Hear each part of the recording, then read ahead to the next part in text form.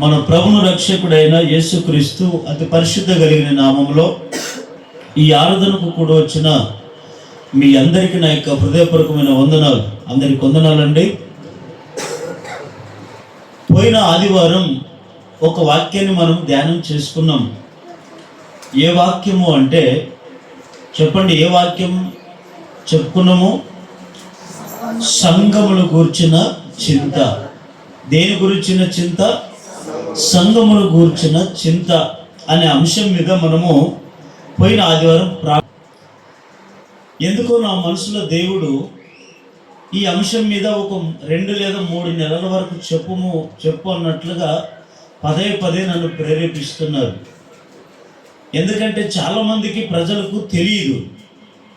ఏమిటంటే సంఘం అంటే ఏమిటో తెలియదు, సంఘంలో ఎలా ఉండాలో తెలియదు, సంఘం అంటే ఎలా ఉండాలో తెలియదు అనే కొందరికి తెలియవు అనే దేవుడు దేవుని చిత్తం అయితే 2 నెలలు లేదా 3 నెలల వరకు ఇదే టాపిక్ మీద నేను చెప్పాలని ఆశపడుతున్నాను. అంటే ఒక్కొక్క వారం ఒక్కొక్క పాయింట్ మీద చెప్పాలని ఆశపడుతున్నాను. దేవుడు ఎంతవరకు దాని మీద జ్ఞానం ఇస్తే అంతవరకు చెప్పాలని ఆశపడుతున్నాను. దేవుని చిత్తం అయితే ఆ వాక్యాన్ని సంపూర్ణంగా మనం విందుముగాక. ఈ సంఘాలు అనేటివి ఎలా ఉన్నాయో తెలుసా? పోయిన ఆదివారం ఒక అద్భుతమైన కోణంలో మనము విన్నాం. పూట అదే సంఘం గురించే చెప్పాలని ఆశపడుతున్నాను. చదవండి, 2 కొరింథీయులకు రాసిన పత్రిక 11వ అధ్యాయం 28వ వచనం. ఇవియుగాక సంఘములన్నిటిని గూర్చిన చింతయు కలదు. చాలు, అందరు వినండి, ఇంకా అందరు వినండి. అపోస్తలుడైన పౌలు గారు సంఘముల గురించి చింత అని ఎందుకన్నాడు అంటే, పోయిన ఆదివారం సంఘం అంటే ఈ రోజుల్లో ఎలా కడుతున్నారు కొంతమంది సంఘాలు?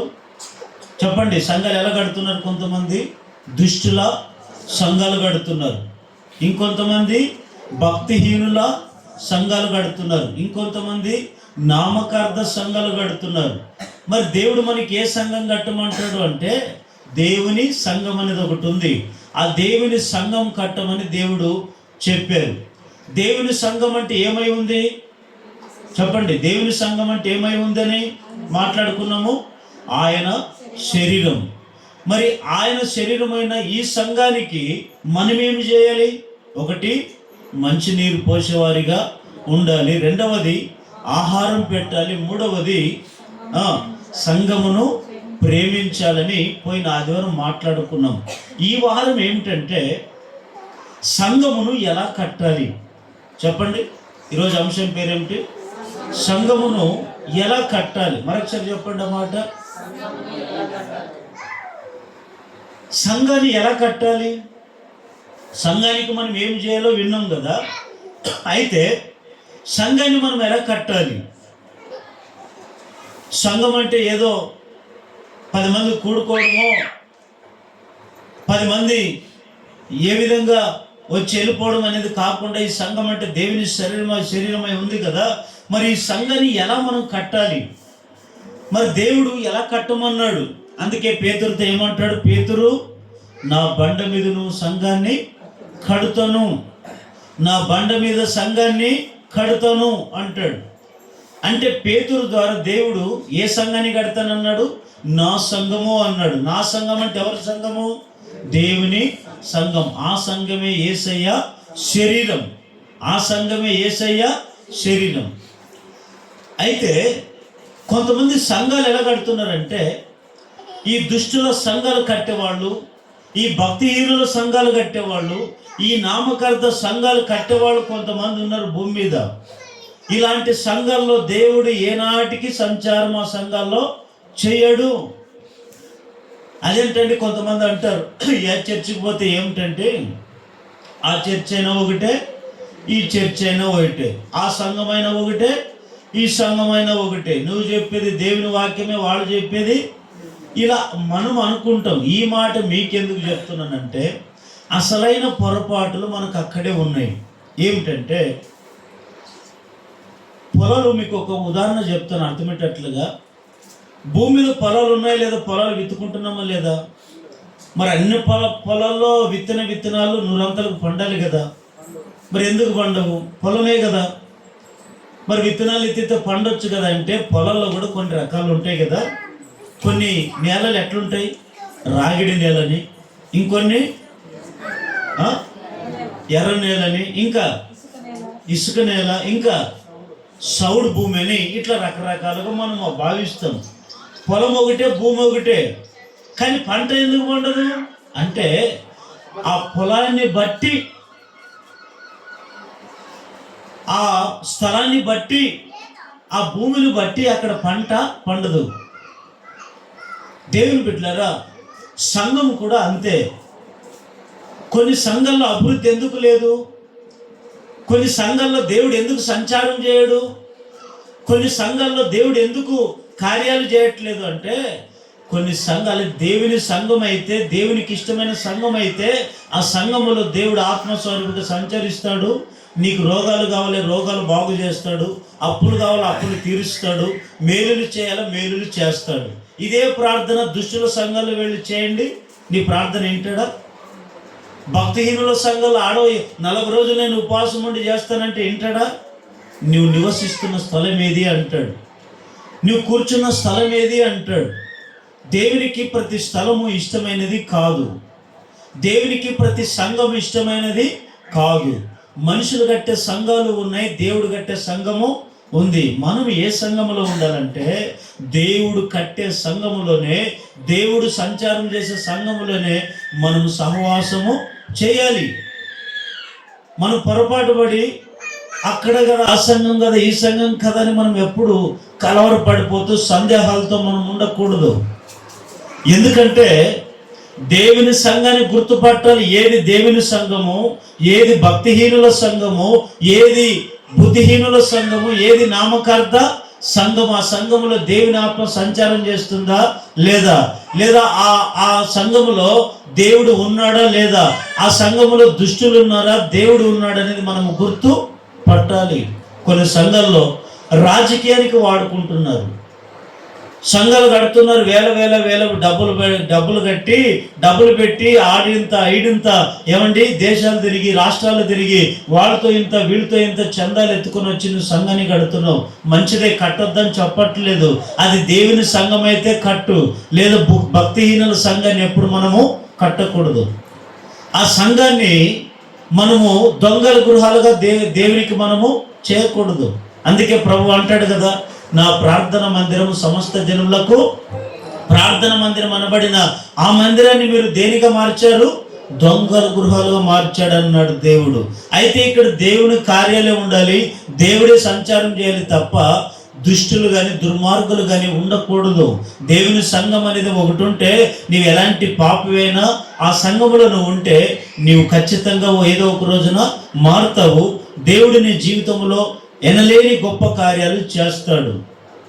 ఆనాడు దావీదు ఉన్నాడు కదా, ఈ దావీదు సంఘం కట్టాలని ఎంతో ఆయన ఆతృత కలిగి, తాత్పర్యం కలిగి, ఎంతో ఆయన ఆశతో ఉంటే దేవుడు అన్నాడు, దావీదు నీవు నాకు మందిరము కట్టొద్దు. మందిరం అంటే సంఘమే, సంఘాన్ని కట్టొద్దు అన్నాడు. ఎందుకు ప్రభువా అని అడిగాడు దావీదు.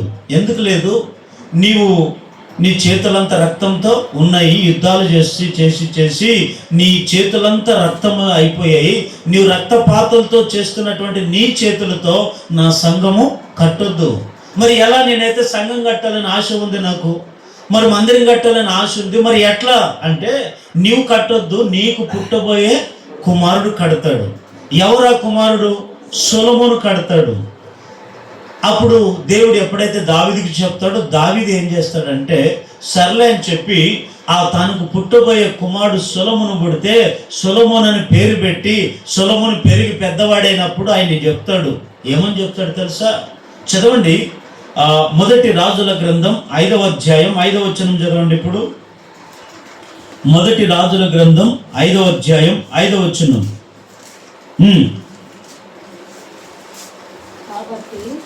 ఐదవ అధ్యాయం 5వ వచనం.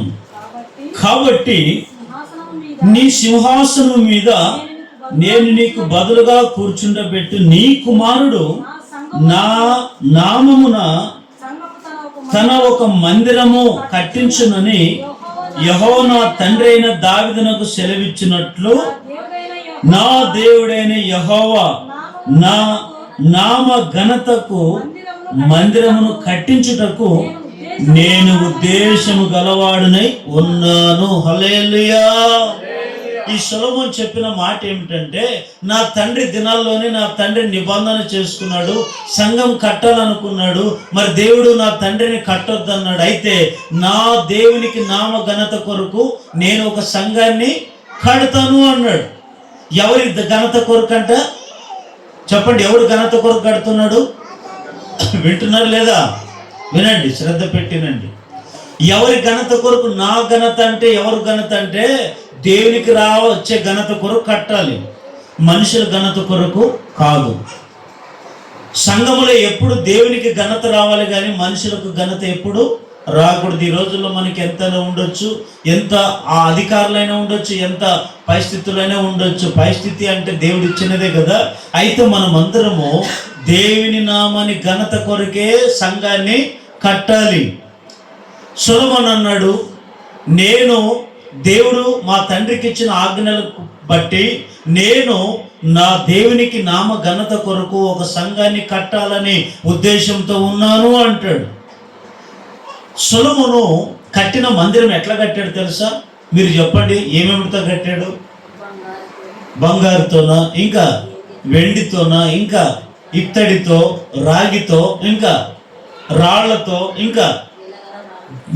ఇంకా ఇసుక, ఇవన్నీ కూడా అన్ని ఉపయోగించాడు. ఈ దినాల్లో మనమైతే బంగారుతో కట్టేవాళ్ళు ఎవరు లేరులేండి ఇంతవరకు. ఏమిటితో కడుతున్నారంటే ఏదో 4 రాళ్ళు గోడలు కట్టుకొని ఏదో ఇంత అట్లా కట్టుకొని కాలక్షేపం చేస్తూ ఉన్నారు. ఇంకొంతమంది అయితే ఏమండి చందాలు వెళ్ళించుకొని మరి డబ్బులు తీసుకొని మరి మందిరాలు బాగానే కడుతున్నారు. కట్టడం మంచిదే, కానీ అక్కడ ఎవరికి ఘనత ఉంది? సంఘ పెద్దలకు ఘనత ఉందా? విశ్వాసులకు ఘనత ఉందా? సేవకునికి ఘనత ఉందా? లేకపోతే దేవునికి ఘనత ఉందా? లేదా మనుషులకు ఘనత ఉందా? దేవునికి ఘనత ఉందా? మనము అక్కడ చూడాలి. దేవునికి ఘనపరిచే సంఘం అయితే ఖచ్చితంగా ఆ సంఘములో దేవుడు సంచారము చేస్తాడు. దేవునికి ఘనత వచ్చే సంఘములో, మనుషులకు తెచ్చుకునే ఘనత తెచ్చుకునే సంఘములో ఎప్పుడు దేవుడు ఉండడు, సంచారము చేయడు. వాళ్ళు చేసే ప్రార్థన కూడా దేవుడు ఆలకించడు.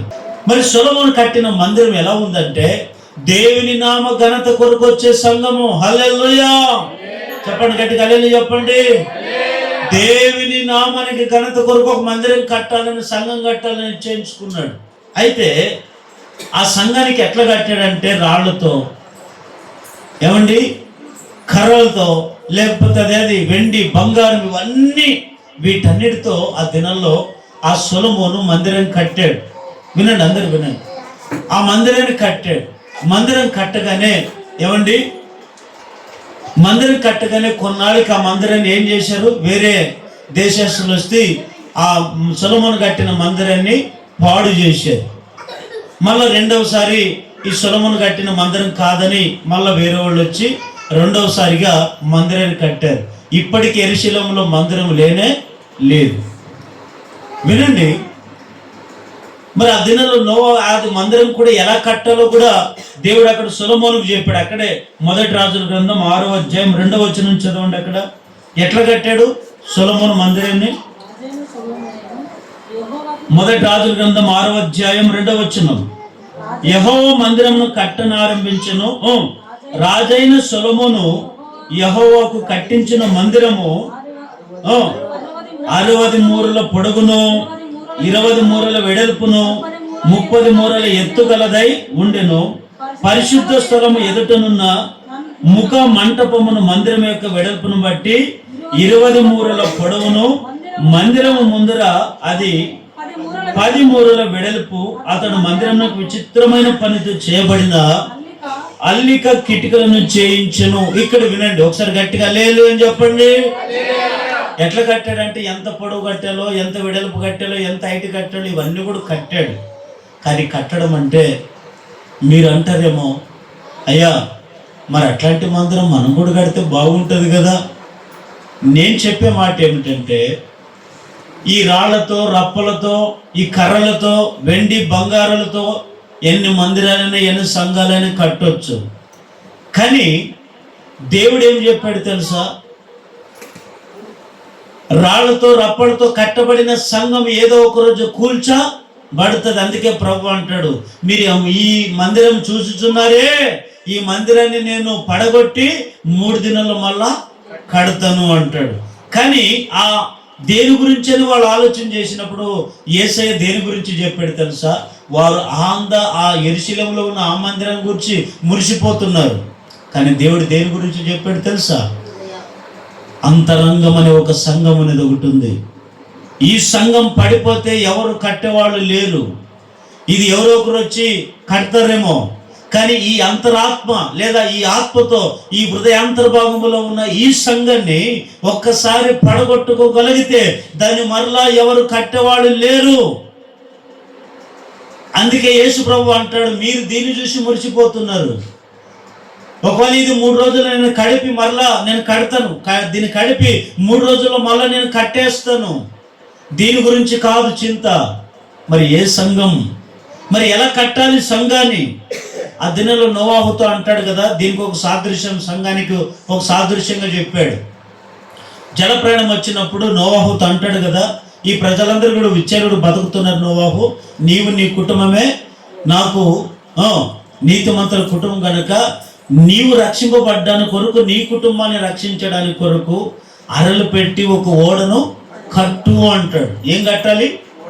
ఓడ దేనికి సాదృశ్యమైంది బైబిల్లో?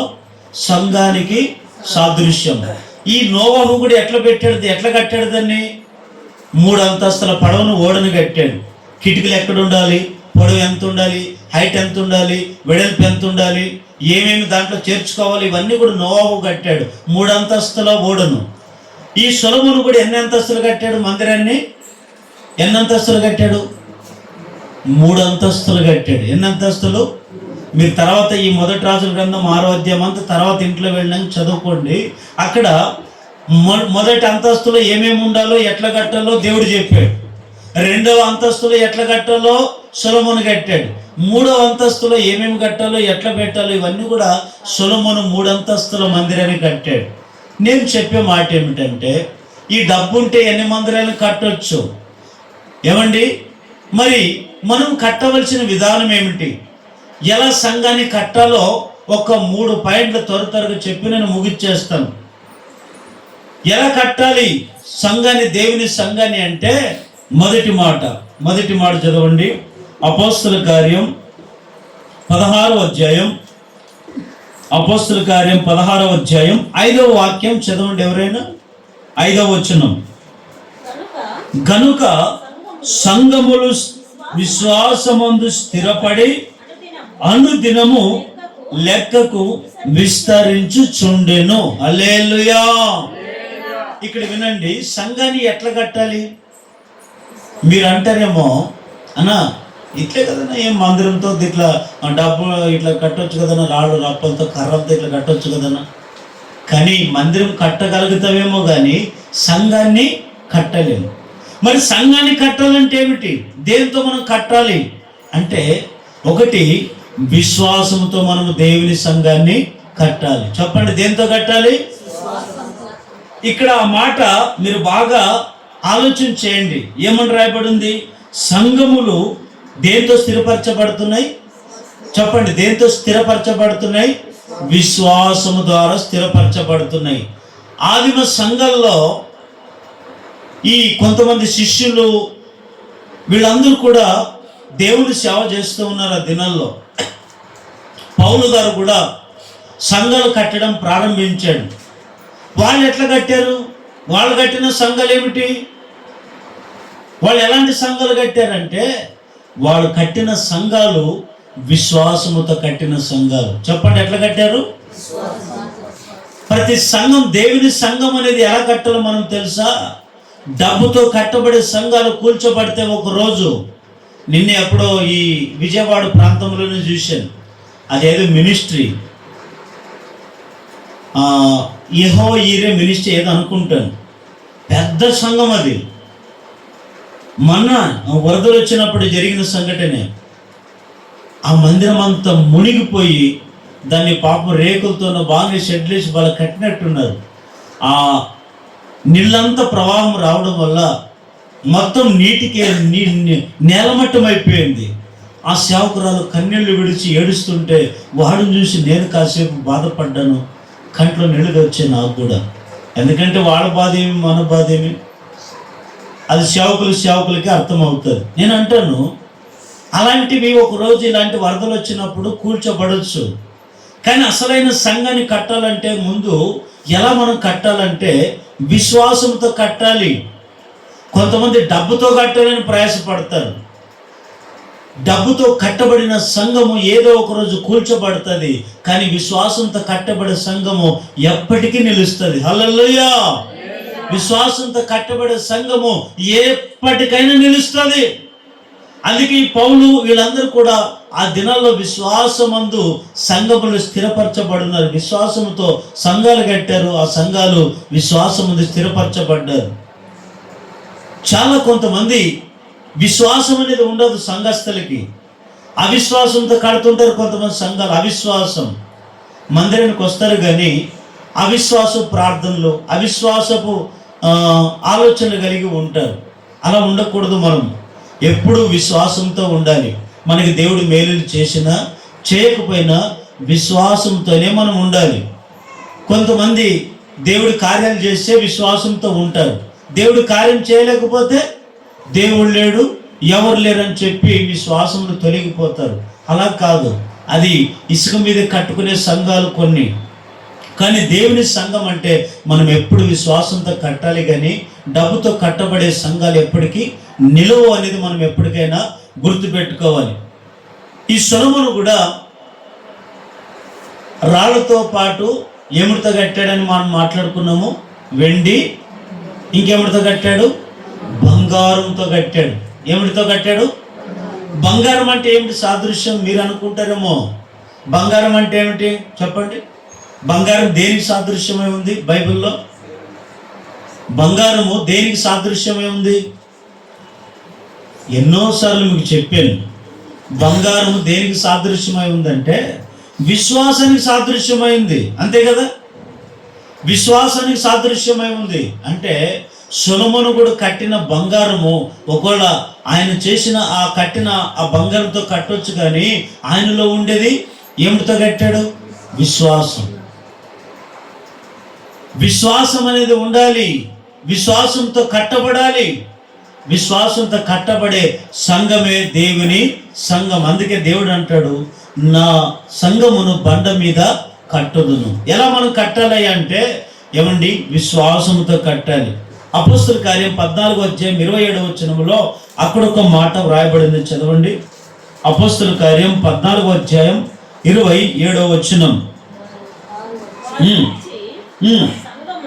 వారు వచ్చి సంఘమును సమకూర్చి దేవుడు తమకు తోడై ఉండి చేసిన కార్యములన్నీ అన్యజనులు విశ్వాసించుటకు ఆయన ద్వారము తెరచిన సంగతియు వివరించిరి. పిమ్మట వారు శిష్యుల యొద్ద బహుకాలము గడిపిరి. హల్లెలూయా! మీ శిష్యులు ఉన్నారు, బర్నబా, పేతురు, ఇంకా ఆ దినంలో యోహాను, ఇంకా ఎవరెవరు ఉన్నారండి ఆ దినంలో? చాలా మంది ఉన్నారు. కొంతమంది వాళ్ళందరూ కూడా పౌలు, శీల, వీళ్ళందరూ కూడా ఎట్లా కట్టారు తెలుసా? వాళ్ళందరూ అప్పుడు ఆ దినంలో డబ్బు లేదు వాళ్ళ చేతుల్లో. నోటి ద్వారా విశ్వాసంతో పరిచర్య వాక్యం చెబుతున్నారు, కానీ మనం ఆరాధన కూడుకోవడానికి ఒక సంఘం కావాలని వాళ్ళు ఆలోచన చేసినప్పుడు వాళ్ళ చేతుల్లో డబ్బు లేదు. మరి డబ్బు లేనప్పుడు వీళ్ళు ఏం చేస్తారు? డబ్బు లేనప్పుడు ఏం చేస్తారు? 10 మందిని అడగలేదు. 10 మందిని, అయ్యా మేము అది ఏమంటారు దాన్ని? స్లిప్ రాసేదాన్ని ఏమంటారు? బిల్లు ఉంటుంది. ఆ బిల్లు తీసుకుపోయి నువ్వు ఎంత ఇస్తావు, ఇంటింటికి ఎంత వేయాలి, లేదా కాడికి ఎంత, ఇవన్నీ ఏం అడగలేదంట దినాల్లో. ఈ దినాల్లో అయితే అట్లాంటి కార్యక్రమాలు చేస్తున్నాం అనుకోండి, కానీ ఆ దినాల్లో వాళ్ళు ఇవన్నీ ఏం చేయలేదు. విశ్వాసులకు చెప్పారు అంతే. ఏమని? మనం సంఘం కట్టాలి, దేవుని సంఘం కట్టాలి, మీరు చంద పోగు చేయండి అని సంఘస్థులకు చెప్పారు. చెప్పిన వాళ్ళు ఏం చేశారంటే ఒక్కొక్కరు తమ కలిగిన దాంట్లో భూములను ఇండ్లు అమ్మి వేల తెచ్చి అపోస్తలుల పాదముల యొద్ద పెట్టారు. ఎవరి కొరకు? దేవుని సంఘం కట్టబడాలని. వాళ్ళు భూమిని అమ్మేశారు, వాళ్ళు ఇండ్లే అమ్మేశారు. మాకు దేవుని సంఘం కట్టే మరి ఇంకో ఈ లోకంలో ఏది మాకు శాశ్వతమైనది కాదని చెప్పి వాళ్ళు ఏం చేశారు తెలుసా? ఆ భూములు పొలాలన్నీ అమ్మేసి, ఏమండి, అమ్మిన డబ్బు ఉందే ఆ డబ్బు తెచ్చి ఇచ్చేవాళ్ళు. ఆ డబ్బుని తీసుకొని వీళ్ళు సంఘాలు కట్టడం ప్రారంభించారు. కానీ నేను ఇక్కడ చెప్పే మాట ఏమిటంటే, ఏమండి, ఆ దినంలో వాళ్ళు ఎంత విశ్వాసం ఉంటే వాళ్ళు భూమిని ఇండ్లు అమ్ముతారండి? అది తెలుసుకున్న వాళ్ళకి అర్థమవుతుందేమో. సొలొమోను బంగారుతోనే కట్టాడు. మన ఇక్కడ ఒక ఆయన నన్ను వీళ్ళు అట్లా వెళ్తుంటే కలిశాడు. ఒక ఆయన నన్ను పిలిచి కాసేపు మాట్లాడడానికి కూర్చోబెట్టి అడిగాడు కొన్ని విషయాలు. మీ సంఘము ఎంతమంది వస్తారు? మన ఆయన కాదు, వేరే కులస్తుడు. ఎంతమంది వస్తారు? పలానా ఇంతమంది వస్తున్నారని చెప్పాను. మీకు ఎక్కడి నుంచి అయినా ఏమన్నా వస్తుందో నీకు అని అడిగాడు. నాకు ఎక్కడి నుంచి రాదన్నాను. ఏమన్నా ఎక్కడైనా అమెరికన్ దొరలో ఇట్లాంటి వాళ్ళు ఉన్నారు కదా, వాళ్ళు ఏమని నీకు పంపిస్తారు? ఎవరు లేదండి. మరి నీ కుటుంబం ఎట్లా? నీవు ఎలా పోషింపడతావు అని అడిగాడు. అడిగితే దేవుని మీద ఆధారపడి సేవ చేస్తున్నాము అన్నాను.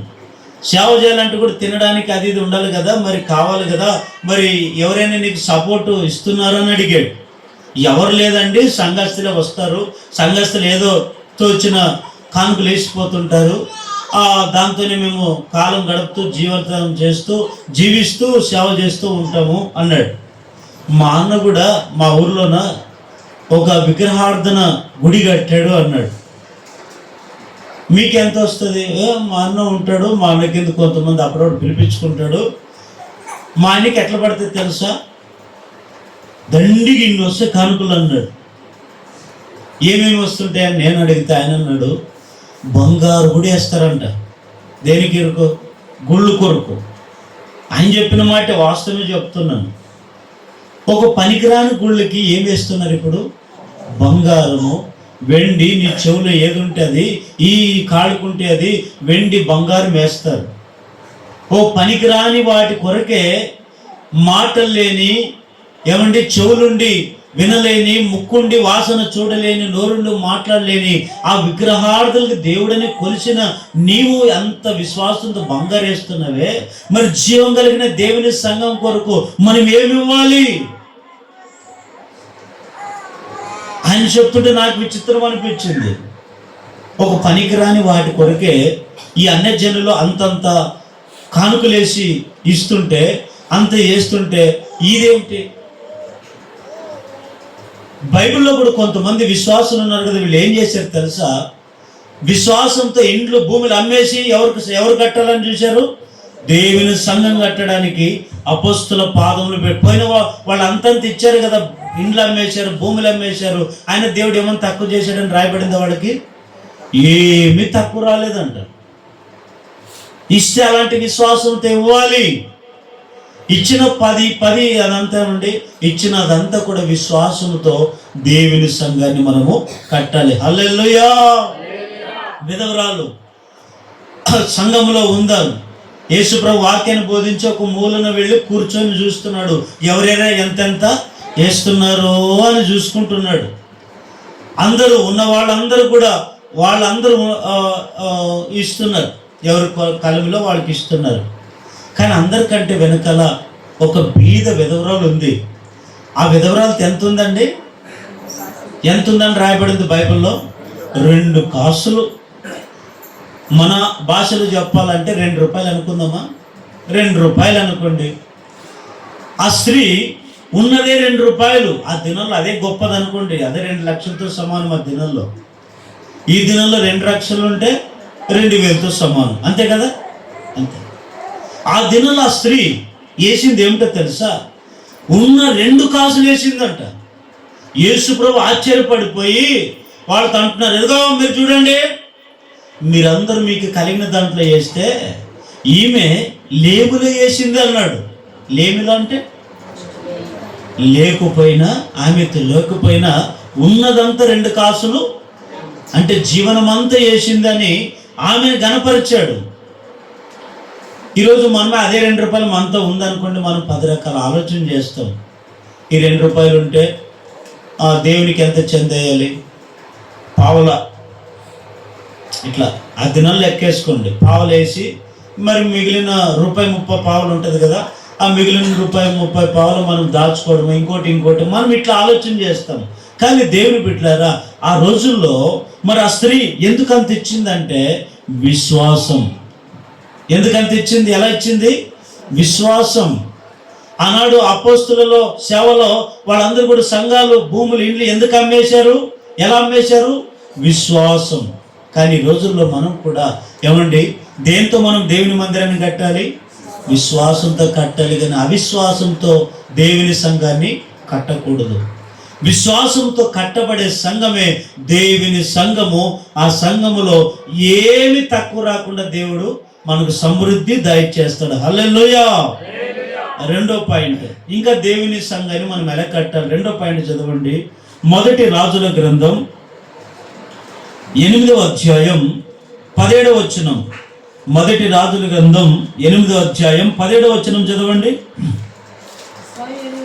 ఇశ్రాయేలు దేవుడైన యెహోవా నామ ఘనతకు ఒక సంఘమును కట్టవలెనని నా తండ్రి అయిన దావీదునకు మనస్సును పుట్టగా, యెహోవా నా తండ్రి అయిన దావీదు సెలవిచ్చినదేమనగా, నా నామ ఘనతకు ఒక మందిరము కట్టించుటకు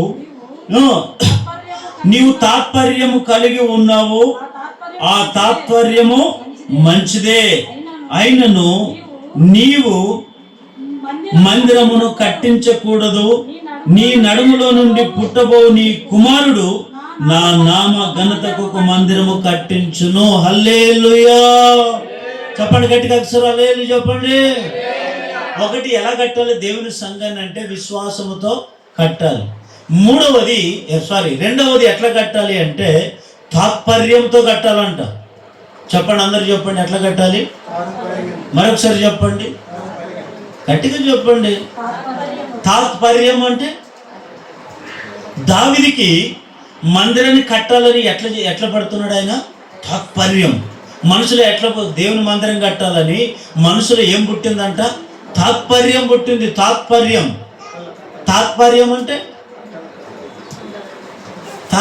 అంటే కొన్ని పర్యాయ పదాలు ఉన్నాయి.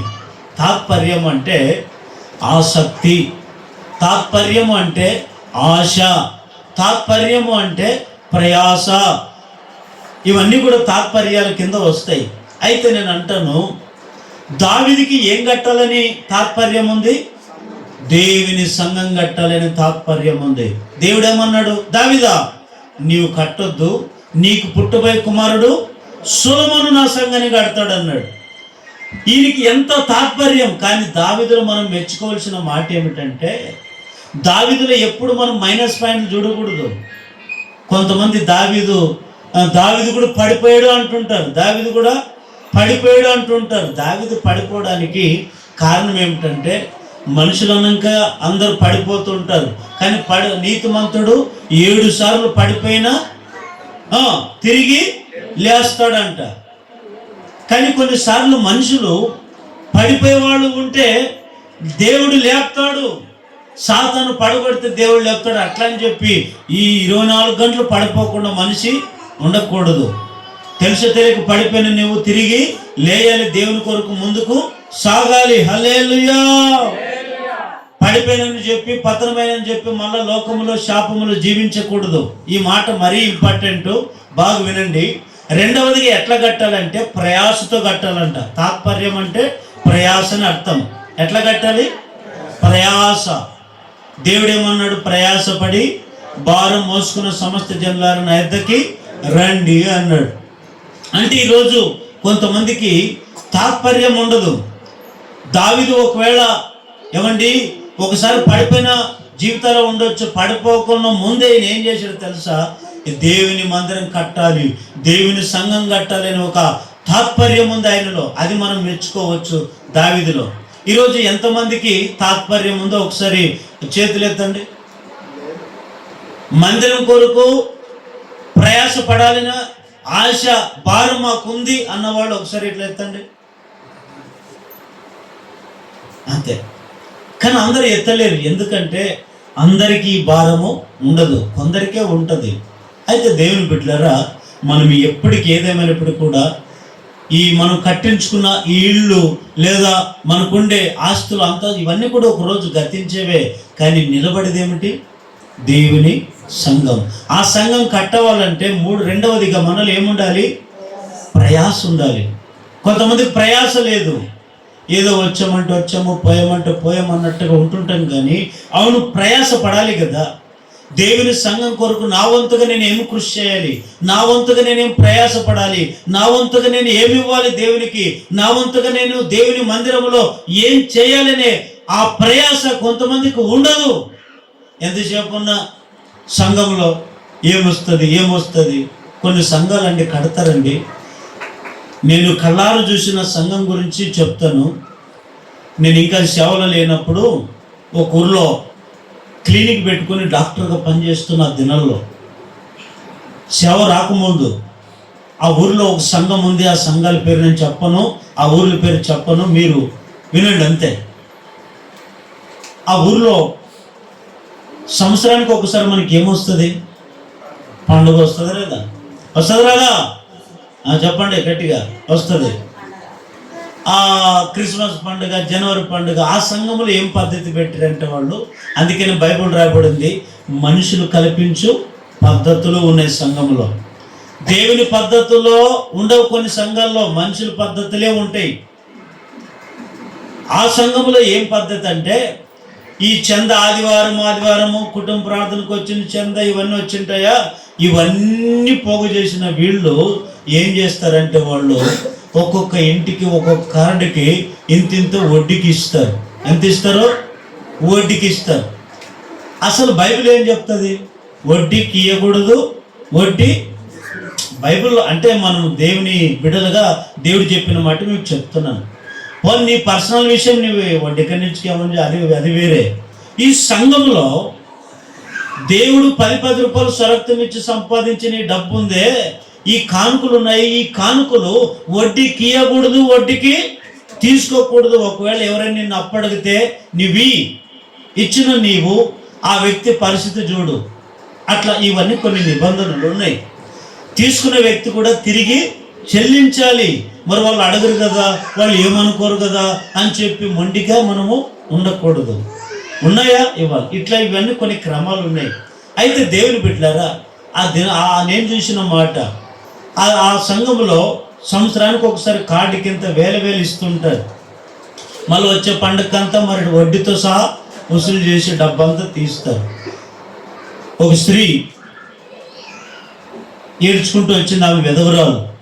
క్లినిక్ దగ్గరకు వచ్చి ఆ బీపీ చూపించుకోవడానికి వస్తే నేను అట్లాగా ట్రీట్మెంట్ ఇస్తూ అడిగాను, ఎందుకమ్మా, ఎందుకంత టెన్షన్ పడ్డావు, ఎందుకంత చింతించావు అంటే, ఏం లేదయ్యా, ఈ సంఘంలో ఇంత డబ్బు తీసుకున్నాము, వాళ్ళు కట్టాలని చెప్పి నన్ను ఒకటే ఫోర్స్ చేస్తున్నారు.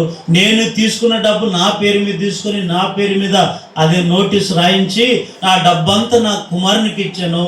వాడు ఇప్పుడు లేడు, అక్కడికి వెళ్ళి బతకడానికి వెళ్ళాడు. వాడు వచ్చేంత వరకు వాడు వచ్చి కడతాడంటే కూడా ఈ సంఘ పెద్దలు వినట్లేదు అనింది. ఈ సంఘ పెద్దలు అస్సలు వినట్లేదు. మరి లేదు ఈ రోజు కల్లా కట్టాలి, లేకపోతే నీ ఇంటికి తాళం వేసేస్తాం, నీ ఇంట్లో ఉండే వస్తువులన్నీ తీసుకుని పోయి మందిరంలో పెడతామని బెదిరిస్తున్నారంట. నాకు అనిపించింది, అన్యజనులు వడ్డీకి ఇచ్చేవాళ్ళైనా అంత హింసిస్తారా? అన్యజనులు పోనీ ఇచ్చావు సంఘం డబ్బులు, పోనీ వాళ్ళ పరిస్థితి చూసి తీసుకో. నేను అంటాను, సంఘములు అలాంటి పద్ధతులు దేవుడు ఎక్కడైనా పెట్టాడా? పెట్టలేదు. నీ పర్సనల్ విషయాల్లో మనం ఎవరికైనా నీ అనుకున్నాం అది. కానీ దేవుని బిడ్డలారా, ఒకసారి ఆలోచించండి.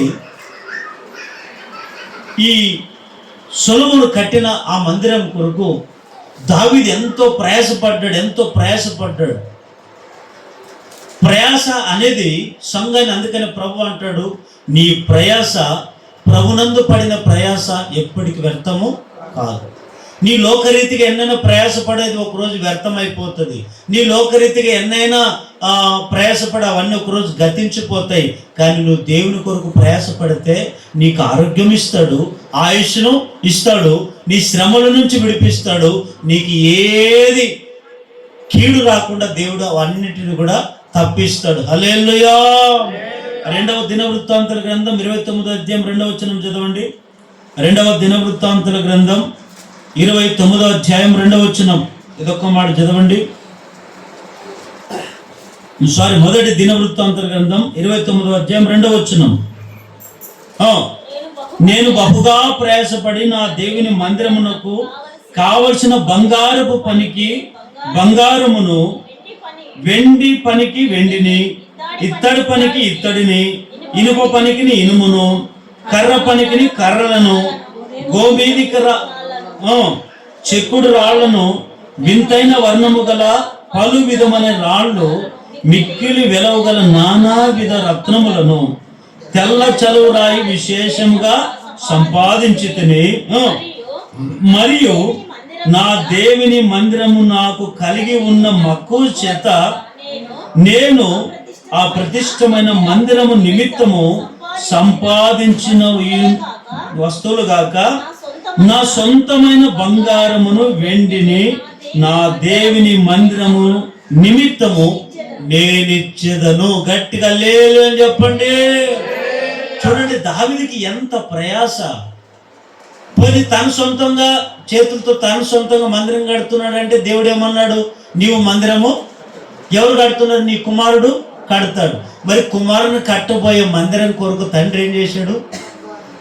ప్రయాసపడి ప్రయాసపడి ప్రయాసపడి కష్టపడి రూపాయికి రూపాయి దాచుకొని రూపాయి పోగు చేసుకొని వెండి బంగారం ఏమేమి ఇవ్వాలనుకున్నాడో అవన్నీ దాచిపెట్టాడంట. ఎవరికి ఇవ్వాలని? సొలొమోను కట్టే సంఘానికి ఇవ్వాలని. హల్లెలూయా. ఎందుకంటే సంఘం కట్టాలంటే ఊరికే కాదు. సంఘం కట్టాలంటే ఒకరి చేత కాదు. సంఘం కట్టాలంటే ఒకరి ఆలోచన బట్టి కాదు. సంఘం కట్టాలంటే 10 చేతులు కలిస్తేనే ఓ సంఘాన్ని కట్టగలుగుతాం. హల్లెలూయా. ఈ దావీదు గమనించి సొలొమోను అడగలేదు, తండ్రి నాకు మందిరం కట్టడానికి ఇంత డబ్బి అని సొలొమోను అడిగినట్లుగా లేదు. కానీ ఏమండి, దావీదే ఏం చేశాడు? నా కుమారుని కట్టబోయే సంఘం దేవుని మందిరాన్ని కొరకు నా వంతుగా నేను ఏం చేయాలి అంటే, సొలొమోను కానుకల కంటే దావీదు కానుకలే ఎక్కువ. సొలొమోను సంపాదన కంటే దావీదు సంపాదనే ఎక్కువ. ఆ సంపాదన రూపాయికి రూపాయి మరి ఏం కడుపు కట్టుకొని దాచిపెట్టాడో, మరి ఎట్లా సంపాదించాడో అవన్నీ కూడా బైబిల్లో రాయబడలేదు. కానీ ఏమండి, దావీదు సంపాదించిన సంపాదన అంతా ఎవరి కొరకు దాచాడండి? సంఘం కొరకు. ఈరోజు మనకు ఆ ప్రయాస ఉందా? ఆ ప్రయాస ఉందా? లేదు కదా. ఎంతసేపు మనకే తక్కువ వస్తాయి, ఇంక సంఘానికి ఏమి ఇవ్వాలయ్యా, మనకే తక్కువ వస్తాయి, సంఘానికి ఏం పెట్టాలనే ఆలోచన కొంతమందికి ఉన్నాయి. కానీ అలాగున్నామనుకోండి, దేవుడు మరింతగా దీన స్థితికి తెస్తాడు కానీ ఉన్నత స్థితికి తీసుకురాడు. ఇచ్చే కొద్దీ దేవుడు ఏమంటాడు? ఆకాశపు వాకిని లిప్పి పట్టజాలంత విస్తారమైన దీవెనలు మీ మీద కుమ్మరిస్తాను. మీరు నన్ను శోధించి అడగండి, మీరు నాకు ఇచ్చి నన్ను తిరిగి అడగండి. నన్ను శోధించాడు, ప్రభువా నీ మందిరం కట్టడానికి పలానా రోజు నేను 1,00,000 రూపాయలు ఇచ్చాను, ప్రభువా నీ మందిరాన్ని కట్టడానికి కొరకు సేవకునికి నేను 10,000 ఇచ్చాను అని నీవు దేవునితోనే అడగాలి కానీ మనుషులకి చెప్పకూడదు. ఈ చేతి ఇచ్చింది ఈ చేతికి తెలకూడదు. ఇవన్నీ కూడా ఒక క్రమాలు ఉన్నాయి. అయితే మనం సంఘం ఎట్లా కట్టాలి? రెండవది ప్రయాస. ఈరోజు ఎంతమంది ప్రయాస పడుతున్నాం? ఇది దేవుడు మనకి ఇచ్చిన సంఘం కదా. నీ వంతుగా నీవు ఎంత ప్రయాసపడుతున్నావు? నా వంతుగా నేనైతే కష్టపడుతున్నాను, నా వంతుగా నేనైతే ప్రయాసపడుతున్నాను. మరి నీ వంతు? అదే దేవుడు ఒకరోజు లెక్క అడుగుతాడు. ఈ వరదల్లోనే ఒక ఆయన పాపం వీడియో పెట్టి చెప్పాడు. ఏమని చెప్పాడు తెలుసా? ఏం చెప్పాడు తెలుసా? ఒక ఆయన కోట్లు బ్యాంకులు దాచుకున్నాడంట. ఆ వరదలు వచ్చిన కారణాన ఒక్కొక్క మనిషి వెళితే మునిగి చచ్చిపోతాడు. ఇంకా ఆ 2వ బిల్డింగ్లో ఉండి ఆయన దాహం మాకు ఆహారం లేకపోయినా పర్లేదు, దాహం కావాలని ఒక రాసి పెద్ద పేపర్ ఇట్లా పెట్టాడు. అది యూట్యూబ్లో అది అట్లా చూపిస్తే, టీవీలో చూపిస్తే చూశాను. ఆయన చెప్పిన మాట ఏమిటంటే, ఈ వ్యక్తికి ఆ డబ్బు ఉంది, బ్యాంకులో ఉంది, కానీ ఇప్పుడు అది ఆ డబ్బు దాహం తీర్చిందే? తీర్చలే. ప్రాణం ఎక్కడ పోతుందో భయంతో అక్కడ దాచుకున్నారు కుటుంబం అంతా.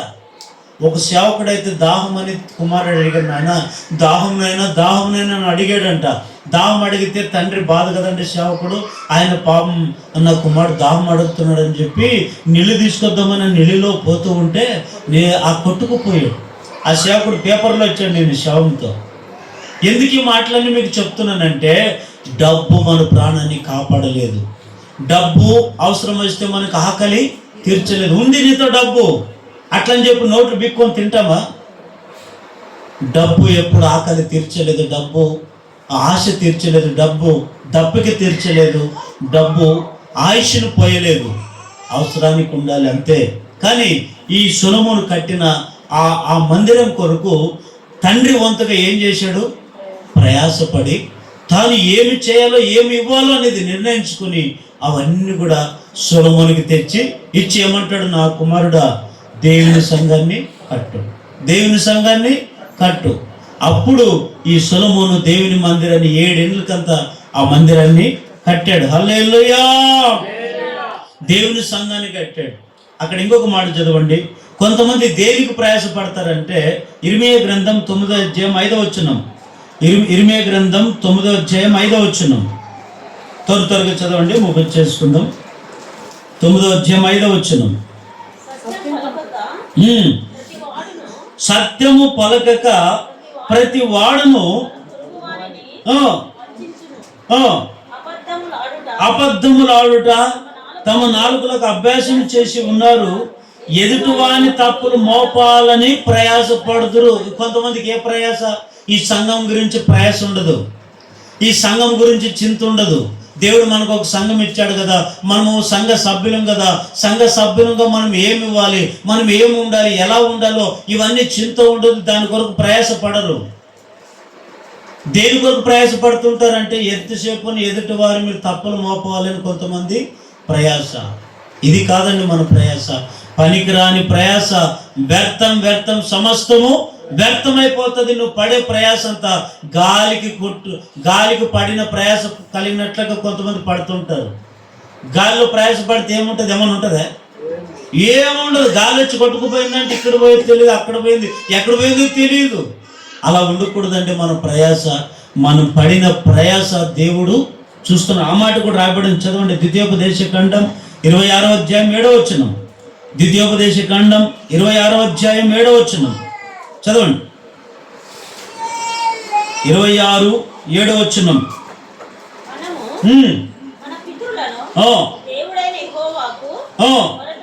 మొర్ర పెట్టినప్పుడు యెహోవా మన మొర్రను విని మన బాధను ప్రయాసమును మనకు కలిగిన హింసను చూచెను. గట్టిగా లేని చెప్పండి. నువ్వు పడుతున్న ప్రయాసను దేవుడు ఏం చేస్తున్నాడు? చూస్తున్నాడు. నువ్వెంతవరకు ప్రయాసపడుతున్నావు ఈ సంఘం కొరకు? ఎంతవరకు కన్నీళ్లు విడిచి ప్రార్థన చేస్తున్నావు? ఎంతవరకు నీ వంతుగా నువ్వు సహాయం చేస్తున్నావు? ఎంతవరకు నీ వంతుగా నువ్వు ఈ మందిరం కొరకు కష్టపడుతున్నావు, ప్రయాసపడుతున్నావో దేవుడు ఆకాశం ముందుండి ఏం చేస్తున్నాడు? మనల్ని చూస్తున్నాడు. మన ప్రయాస.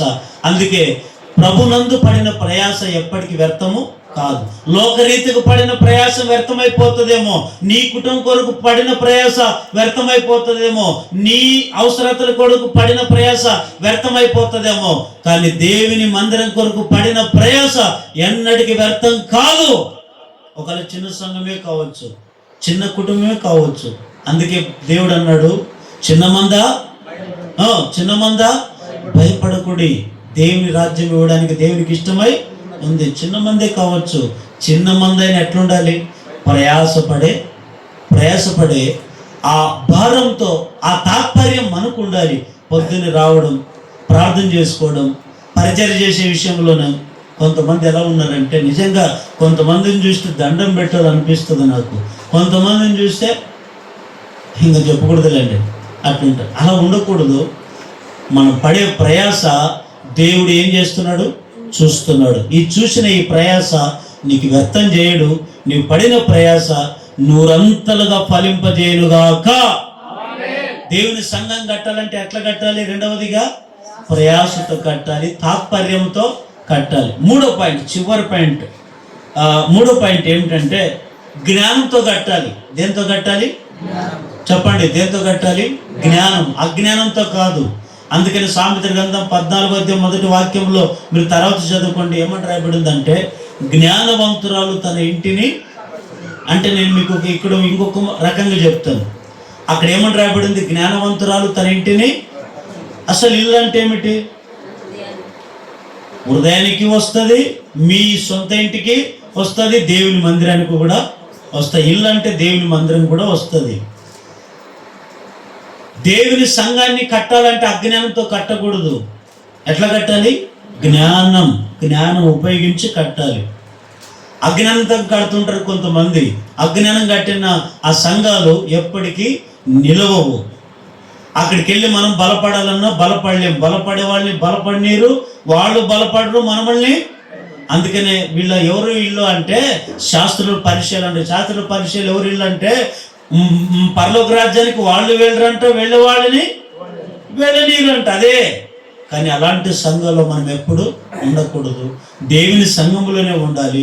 ఆ దేవుని సంఘాన్ని ఎలా మనం కట్టాలి? ఒకటి విశ్వాసంతో కట్టాలి, రెండవది ప్రయాసతో కట్టాలి, మూడవది జ్ఞానంతో కట్టాలి. ఆ జ్ఞానంతో ఎవరైతే కడతారో ఆ జ్ఞానానికి దేవుడు మరింత, అందుకని వాక్యం అంటుంది కదా, మీలో ఎవరికైనా జ్ఞానం కొదవని ఎడల దేవుణ్ణి అడగండి, దేవుడు మీకు ఆ జ్ఞానం అనుగ్రహిస్తాడు. మందిరం ఎట్లా కట్టాలో ప్రభుని అడగండి, ఆ మందిరానికి ఎలా కట్టాలో దేవుడు జ్ఞానం ఇస్తాడు. ఆ జ్ఞానంతో మనం మందిరాన్ని కట్టాలి, ఆ జ్ఞానంతో మందిరాన్ని కట్టాలి. కాబట్టి జ్ఞానం అవసరం. సంఘాన్ని కట్టాలంటే మూడవది ఏం అవసరము? జ్ఞానం. కీర్తన గ్రంథం 32వ కీర్తన 9వ వచనం, 32:9. బుద్ధి జ్ఞానములు లేని గుర్రములనైనను కంచెర గాడిద వలనైన మీరు అవి నీ దగ్గరకు తేబడినట్లు వాటి నోరు వారితో కూడా కళ్ళెమును బిగింపవలెను. ఇక్కడ చూడండి, దాని అర్థం ఏమిటంటే బుద్ధి జ్ఞానము లేని గుర్రముల వలె మీరు, అంటే గుర్రాలకి అక్కడ ఏమున్నాయి? ఇంకా కంచెర గాడిదలకి గుర్రాలకి ఏముండదు?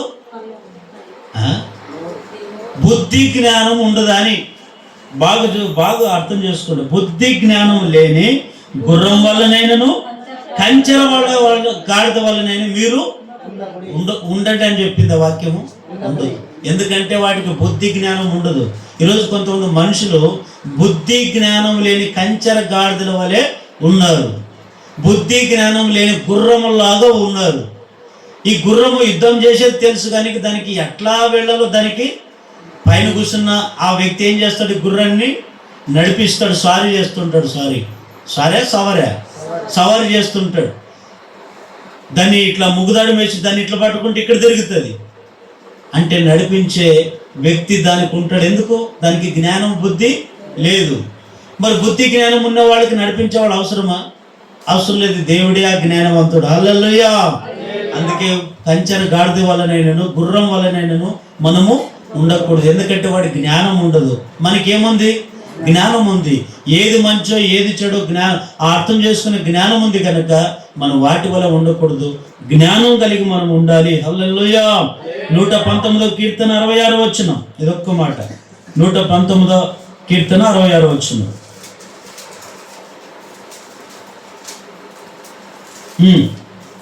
119:66.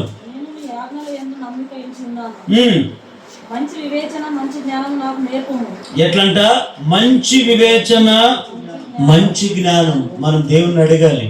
సంఘం కట్టాలంటే ప్రభువా నాకు జ్ఞానం అవసరం, ప్రభువా నా ఇంటిని కట్టుకున్నాలంటే నాకు జ్ఞానం అవసరం, ఎవరితోనైనా మాట్లాడాలంటే నాకు జ్ఞానం అవసరం, అయ్యా నేను ఏదైనా పని చేయాలంటే నాకు జ్ఞానం అవసరం, అయ్యా నేను జీవించాలంటే మనకు జ్ఞానము అవసరం. ఆ జ్ఞానం ఎవరు ఇచ్చేది? దేవుడు ఇస్తాడు. కాబట్టి మనం ఎవరిని అడగాలి? దేవుణ్ణి అడగాలి. దేవుణ్ణి అడగాలి. సొలొమోను అదే అడిగాడు, జ్ఞానం అడిగాడు. జ్ఞానంతో పాటు సిరి సంపదలు అన్ని దేవుడు ఇచ్చాడు.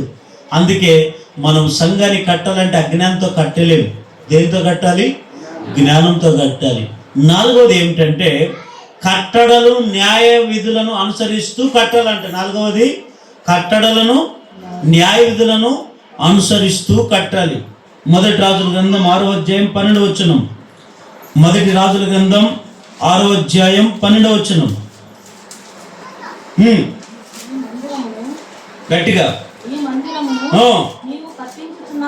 ఈ మందిరమును నువ్వు కట్టించుచున్నావే, నీవు నా కట్టడలను న్యాయ విధులను అనుసరించి నడుచుకొనుచు నేను నియమించిన ఆజ్ఞలన్నిటిని గైకొనిన ఎడల నీ తండ్రి అయిన దావీదుతో నేను చేసిన వాగ్దానమును నీ పక్షముగా స్థిరపరిచెదను. నా జనులైన ఇశ్రాయేలులను విడిచిపెట్టగా నేను వారి మధ్య నివాసము చేసేదను. హల్లెలూయా. నాలుగవదిగా దేంతో మనం కట్టాలి దేవుని అంటే ఆయన కట్టడలను న్యాయ విధులను అనుసరించాలి. అంటే దేవుని మందిరంలో దేవుని సంఘములు ఏముండాలి? కట్టడలు ఉండాలి, న్యాయ విధులు ఉండాలి. అంటే ఒకరికొక తీర్పు ఇవ్వకూడదు. న్యాయమైన తీర్పు, న్యాయమైన బోధ, సత్యమైన బోధ, దేవుని కట్టడలను ఎట్లా బతకాలో అవన్నీ నేర్పించాడు కదా దేవుడు. అవే సేవకుడు బోధించాలి.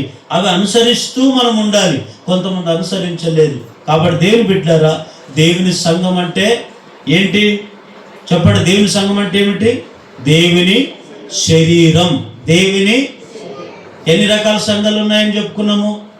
దుష్టుల సంఘం, భక్తిహీనుల సంఘం, నామకార్థ సంఘాలు ఉన్నాయి. వాటిలో మనము సహవాసము చేయకూడదు. మరి దేంట్లో మనం సహవాసం చేయాలి? ఏ సంఘములో? దేవుని సంఘములో.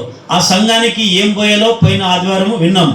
మరి సంఘాన్ని ఎలా కట్టాలో ఈ వారం మనము నేర్చుకున్నాం. సంఘం ఎట్లా కట్టాలి చెప్పండి? ఏమిటి ఎట్లా కట్టాలి?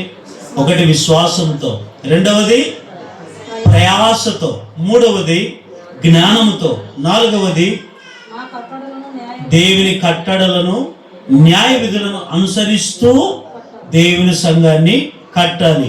అప్పుడే ఆ సంఘం తరతరములకు దేవుడు స్థిరపరచునుగాక. చెప్పండి గట్టిగా ఆమేన్ చెప్పండి. మరి సంఘములో ఏముండాలి? సంఘములో ఉండవలసినవి ఏమిటి?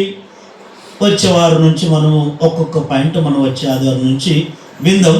అందరు తల నుంచండి, కళ్ళు మూసుకోండి, ప్రార్థన.